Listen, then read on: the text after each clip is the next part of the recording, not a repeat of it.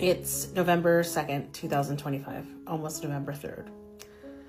And I just want everyone to understand that the United States as we know it is gone. Like, you have to understand that. You don't have to make peace with it, but you have to understand that there are no checks and balances. I'm pretty sure SNAP is not coming back, ever. And I'm even highly suspicious that the government may never reopen.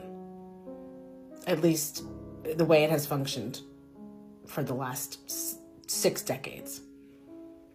So with that acceptance, I think people need to figure out what's next. And anyone with pattern recognition, to my neurodivergents out there, it's not good. It's not good because we're going to see an acceleration, which is why they did it, right? Because the people who are going to get hurt by these SNAP benefits are going to be angry and scared and, more importantly, hungry. And hungry people are desperate people. And desperate people do what they have to do. And I speak for myself. I'm in a nice, safe, upper middle class suburb. Okay. It's going to be bad. And my neighbors and I have been trying to organize food drives, and I've been trying to give gift cards to people for Thanksgiving. But I don't think most people understand what's about to devolve in the next 14 days. And they know it will. It's no coincidence that he's deploying troops to all 50 states. He knows what's about to happen because he's created the problem. SNAP was funded through the year. Back in January. Like, they have the money for SNAP. This was done to get the end result that they've been trying to do for the past several months, which is martial law. Because when people can't feed their kids, when moms can't get formula for their babies, things go left. And not left like that, but you know what I mean. Things get wild. So reports are coming out that the Pentagon is going to make a rapid response force or a quick response force to combat civil unrest in certain cities after January 1st. We can already guess why this is going to happen. Government was shut down, SNAP was cut, other federal programs were cut, and Section 8 will be cut. Millions of Americans are already on Section 8. When that gets cut, a lot of people will be on the street. What do you get when a large group of people, for one, are pissed off, 2, cannot afford to feed their kids, and 3, get kicked out of their own homes? Civil unrest. And amid all of these things that are going to happen, you have Trump now claiming that they're going to make homeless centers, homeless encampments, or some type of labor camp. I don't know if any of y'all would remember this, but back in 2012 and 2015, maybe 2016, there were reports coming in of Walmarts being bought by the Department of Defense and being converted into FEMA camps. There is also a conspiracy around the same time of Obama buying black coffins and guillotines. Again, it's a conspiracy. But I remember at the time there were receipts about what he was doing with these black coffins and the guillotines. And Walmart. Maybe this could be connected, but I don't know. Again, that was a conspiracy. The FEMA camps were real. But the Obama buying black coffins were a conspiracy. All I can really say about the Pentagon creating a QRF against the people of this country is that it should give us caution. It's disheartening.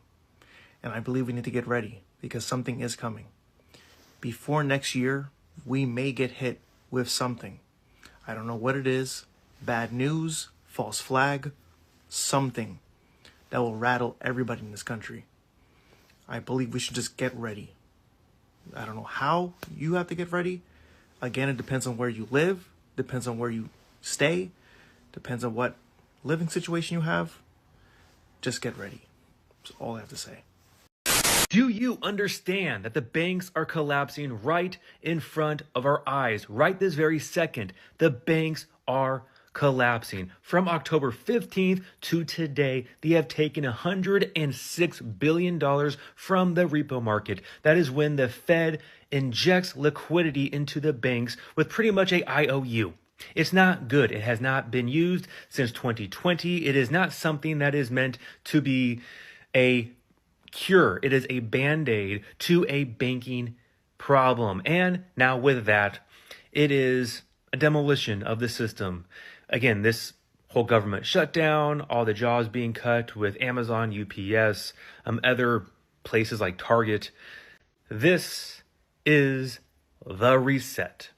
Do you guys remember in 2022, the Great Reset? Well, this is the Great Reset. Build Back Better. You remember that one from the Biden administration? Well, it's just got a red paint to it now. It's just that the other team is taking care of this Building Back Better Great Reset, but you have to have the old system, be destroyed and demolished first before you can bring up the new system. That is the idea of the order from chaos, the phoenix rising from the ashes. And it's fascinating to be living through this entire situation. It's like watching a slow motion train crash or car wreck, just watching it unfold right in front of your eyes, and you have zero power, zero control over it. All you can do is watch and observe and do what you can with trying to preserve whatever financial stability you do have, whether that's precious metals. I know some people go to crypto. I'm sketched out by crypto because that is their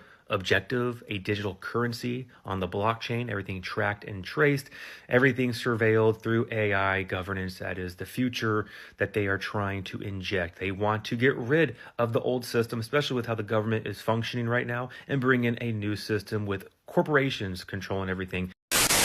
With the American government shut down, understand, and I've mentioned this before, is to roll in the chip. But not until complete, utter desperation for many of the people. Not until they are broken, weak, hungry, lives are gone, lives are destroyed. They are ignorant, but not that ignorant.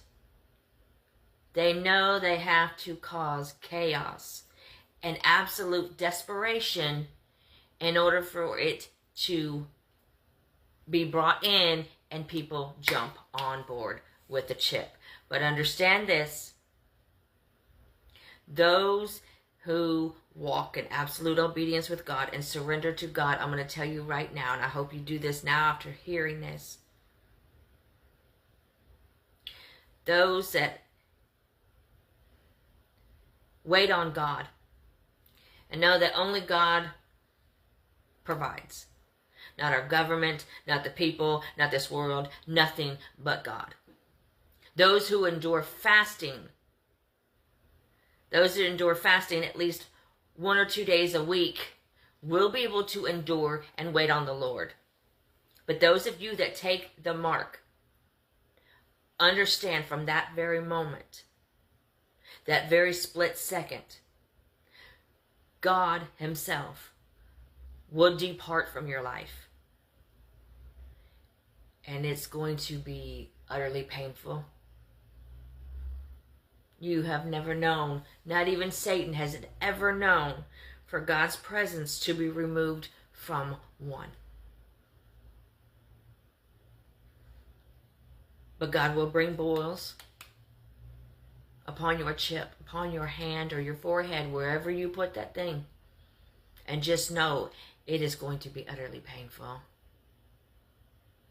And if you go and try to remove it yourself and still try to seek the face of God, it is too late. God will provide for those who are his, who've already been marked by God, which the spiritual world can see whom is marked and whom is not. But it is not until absolute desperation that has to occur before the chip is rolled in.